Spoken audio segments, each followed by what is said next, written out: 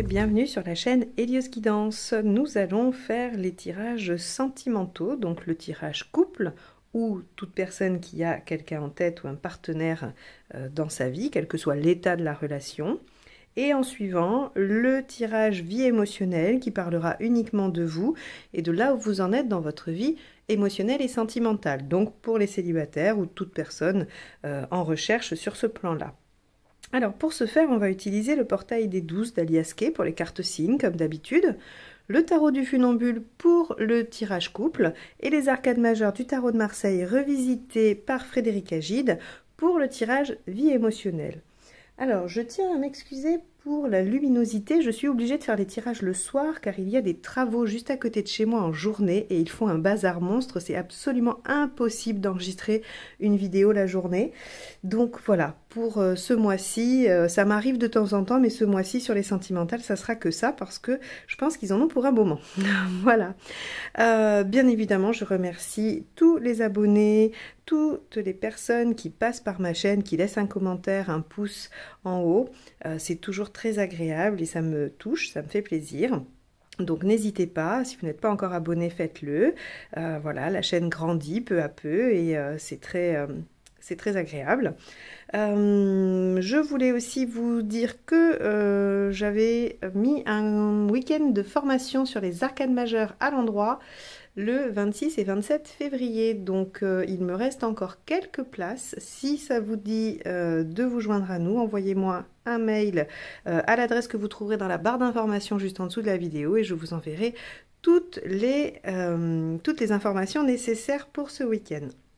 Voilà, je crois que j'ai fait le tour, donc on va se lancer dans votre tirage. On va commencer, comme je l'ai dit, par les couples ou toute personne qui voit un partenaire en tête. A tout de suite. Les balances, tirage relationnel pour janvier 2022.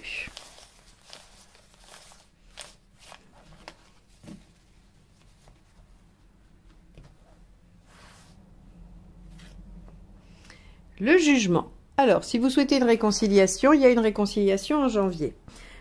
Si vous souhaitez réactualiser quelque chose du passé, c'est possible aussi. Maintenant, si vous ne le souhaitez pas, mais que voilà, il y a quelque chose du passé qui se réactualise, il faudra le traiter, il faudra s'en occuper. On va aller voir dans la relation comment ça se présente. Le jugement, c'est la carte de la résurrection. Hein.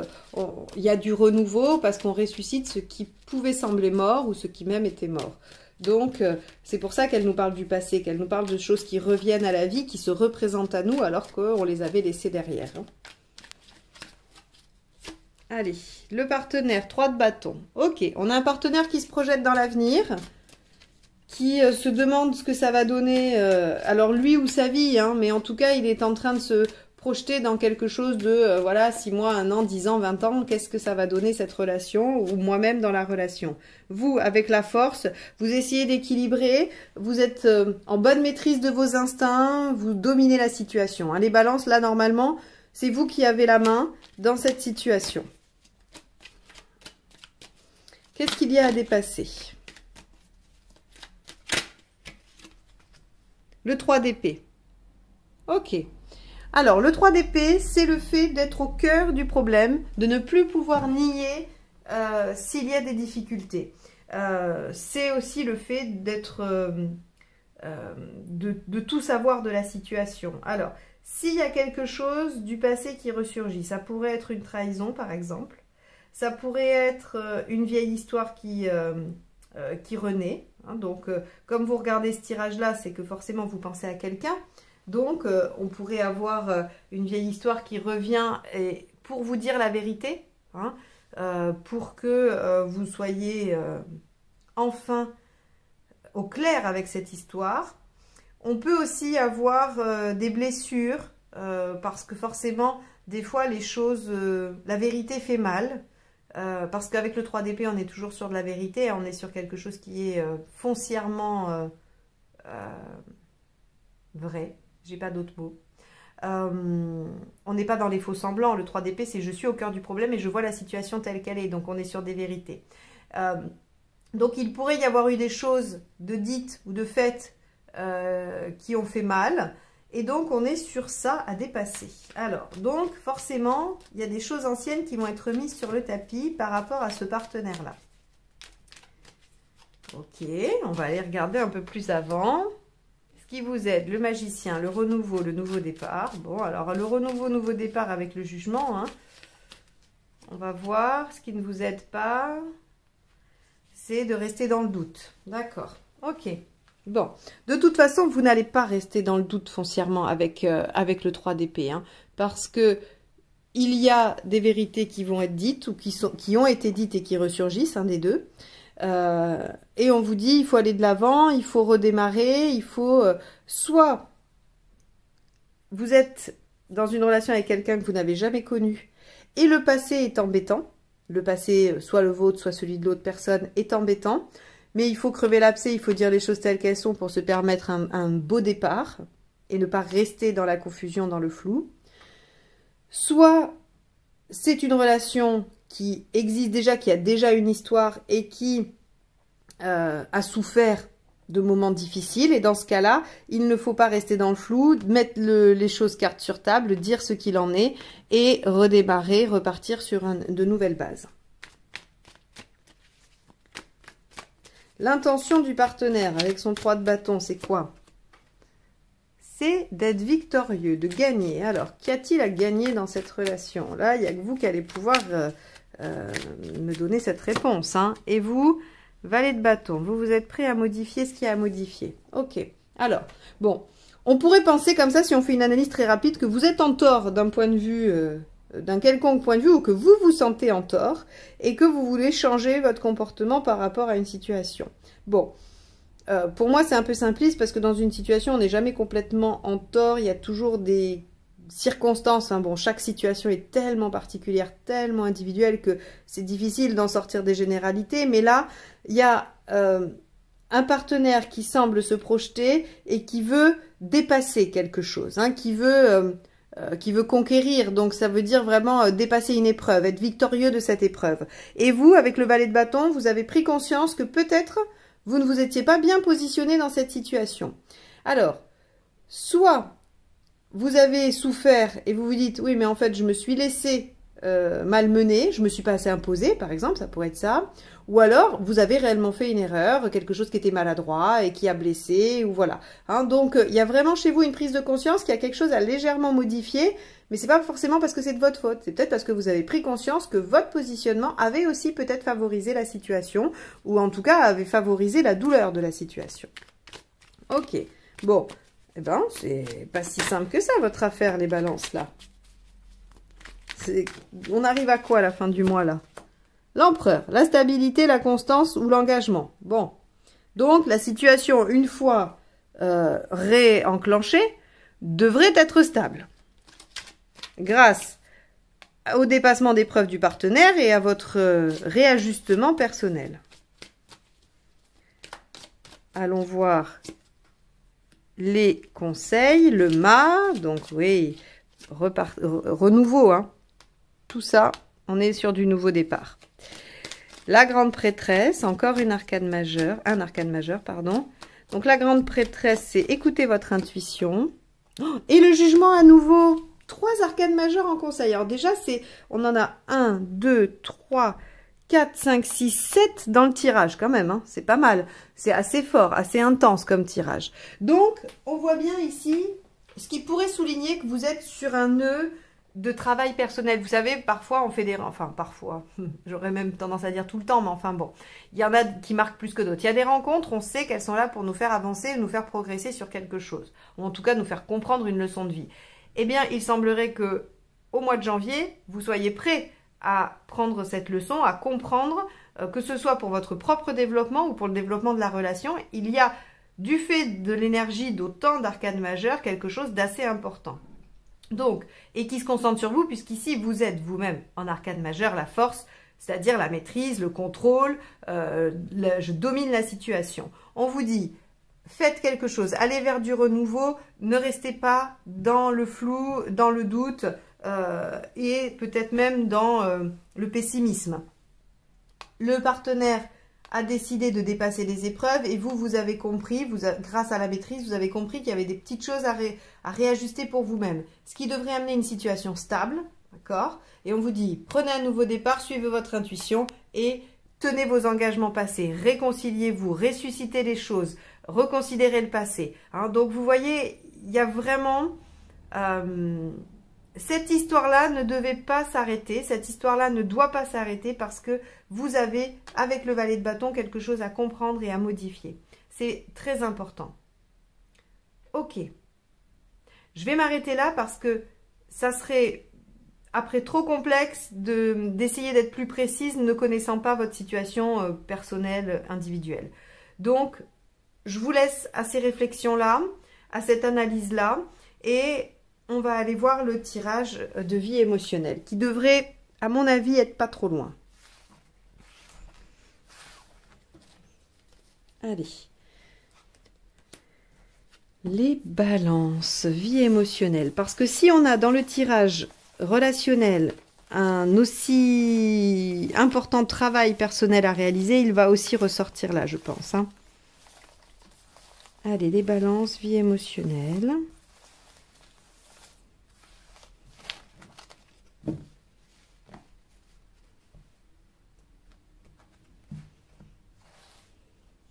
Votre état d'esprit, force inversée, ce que vous souhaitez, empereur inversé, pourquoi ça ne marche pas, le fou, ce qu'il faut faire pour que ça marche, la lune, issue à court terme et à plus long terme. Ok, bon, alors, votre état d'esprit, la force inversée, pardon, vous êtes fatigué. Vous en avez marre en fait, de votre travail personnel, de ce que les situations vous font vivre, de votre cheminement par rapport à votre vie sentimentale et émotionnelle. La force inversée, elle nous dit, là franchement, je me sens un peu soumis à la situation, j'ai l'impression de ne pas avoir le contrôle.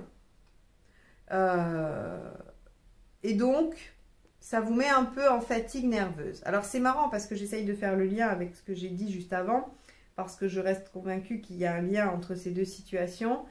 Effectivement, peut-être que vous êtes coincé dans une situation et que vous êtes obligé d'en passer par là pour cheminer, dépasser ça et aller vers un renouveau, une renaissance.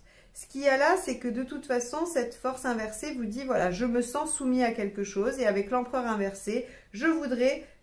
mettre un coup de pied dans la fourmilière, déstabiliser tout ça parce que ça ne me convient pas.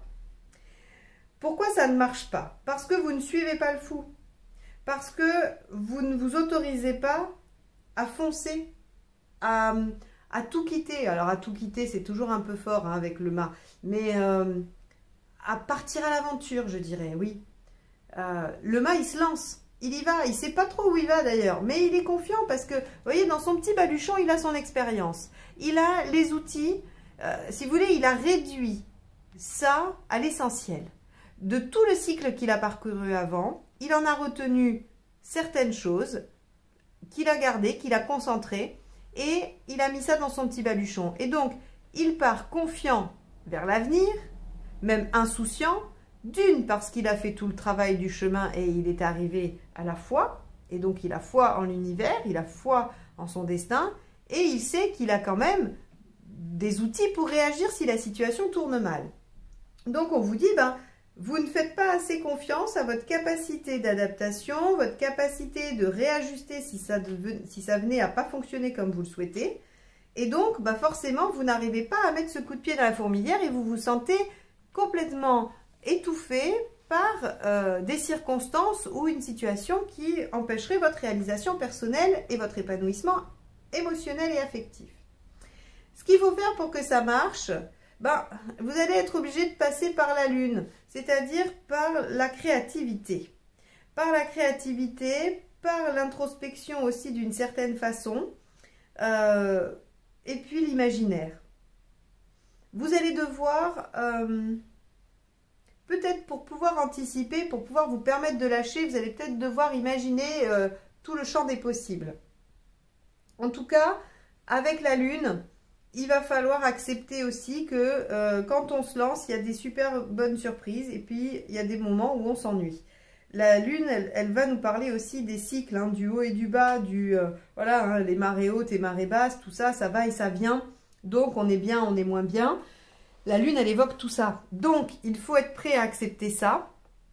Et si vous faites ce travail-là, si vous accédez à ça, on arrive au pape inversé. Et le pape inversé, moi je l'adore, parce que surtout dans des tirages psychologiques, parce que il nous parle d'émancipation. Et l'émancipation, ça peut être le fait, alors bien sûr, on peut être dans une prise d'autonomie, donc si vous cherchez à régler une dépendance affective avec le pape inversé, c'est bingo, hein, vous arrivez à une autonomie, à une indépendance, mais il y a une émancipation de la problématique, et puis il y a une émancipation de ce que la société pourrait vous imposer comme norme, comme règle, comme carcan. Donc c'est plutôt pas mal. Et vous revenez à l'essentiel. Le diable inversé, c'est l'ascétisme. L'ascétisme au sens où je vais me contenter de ce que j'ai et être heureux avec ça. Donc là, je ne sais pas si c'est ce que vous vivez, mais j'ai l'impression ici qu'il y a une forme d'acceptation à faire.